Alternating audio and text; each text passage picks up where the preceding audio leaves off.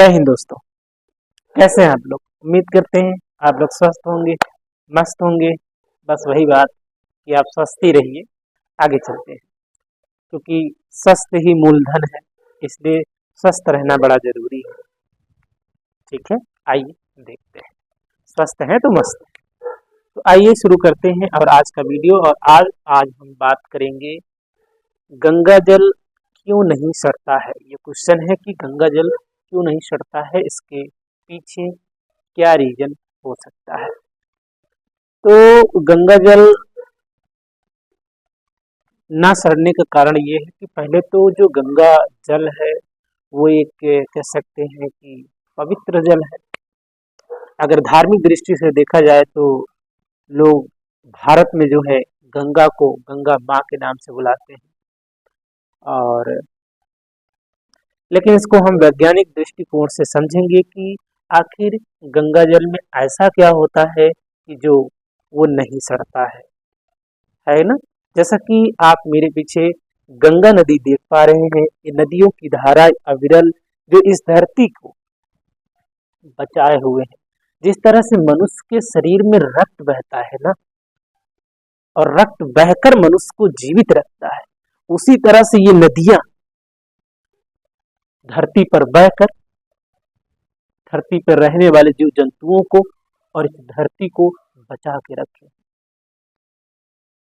तो ये नदियां जो भारत में नदियों की जो माला जो बह रही है, जो नदियों की जो धारा बह रही है, वो क्या है?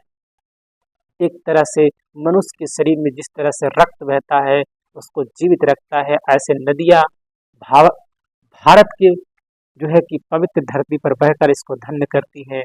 और हम बड़े सौभाग्यशाली हैं कि ऐसे नदियों के पास रहते हैं और ऐसे नदियों से हम सीखते हैं। नदियां जीवनदायिनी होती हैं। इसके साथ साथ हम आज चर्चा कर रहे हैं कि जो गंगा जल है, मतलब और नदियों की अपेक्षा हम बात करते हैं, तालाब है, झरना है और नदियों के पानी तो भले ही वो सड़ जाता है, खराब हो जाता है, लेकिन गंगा जल नहीं सड़ता है।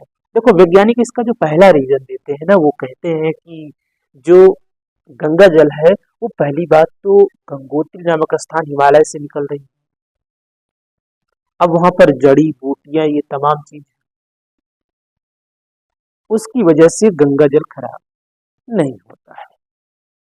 लेकिन इसके साथ साथ हम वैज्ञानिक का दूसरा कारण समझते हैं कि वैज्ञानिक ये बताते हैं कि गंगा जल में एक खास तरह का वायरस होता है जिसको हम बैक्टीरियोफेज कहते हैं, जिसको हम जीवाणुभोजी कहते हैं।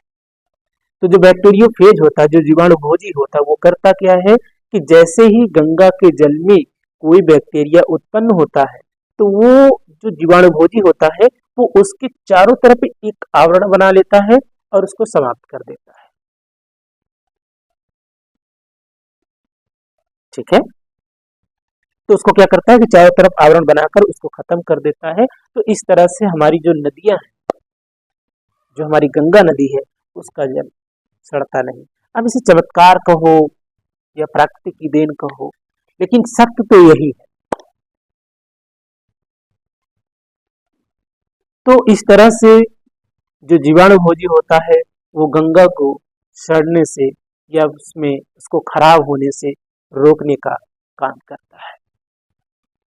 लेकिन गंगा जल नहीं सड़ता है, क्या ये मानकर हम नदियों को दूषित करते रहें, उसे प्रदूषित करते रहें? क्या उसके प्रति हमारा कोई कर्तव्य नहीं? क्या हमारा कोई दायित्व नहीं होना चाहिए? नदियों को बचाना ही चाहिए, क्योंकि नदियां इस देश की धरोहर है। नदियों के पीछे हजारों करोड़ों रुपए खर्च कर दिए जाते हैं, लेकिन उनको फिर भी संरक्षित नहीं कर पाते हैं। उनकी धार्मिक दृष्टि से बड़ी पूजा पाठ भी किया जाता है, लेकिन फिर भी हम उसका बचाव नहीं कर पा रहे हैं। ये ना, ये जो गंगा बचाओ, ये जो बचाव है ना, ये यमुना नदी या फिर जो भी प्रोजेक्ट योजना ला रहे हैं, वो केवल कागज तक सीमित ना रहे ना, उसको जमीनी स्तर पे उतरना चाहिए। और इसके लिए दो चीज होना चाहिए। पहली बात तो ये जरूरी नहीं कि सरकार ही इसका पूरा जिम्मा उठाए, इस देश में रहने वाले नागरिकों को भी जिम्मेदार बनना पड़ेगा। जितना जिम्मेदार सरकार है उतना जिम्मेदार नागरिक तो है। क्योंकि नागरिक ही, यहाँ की जनता ही तो सरकार बनाती है। तो सरकार को भी जिम्मेदार होना चाहिए और जो अपने देश में रह रहे अपनी संपत्ति को बचाने का काम, और यहाँ की जनता को भी जागरूक रहना चाहिए। तो इस तरह से नदियों को बचाया जा सकता है। बाकी सब ठीक है, कोई दिक्कत नहीं है, लेकिन सिर्फ आपको इतना जानना है कि गंगा जल क्यों नहीं सड़ता है।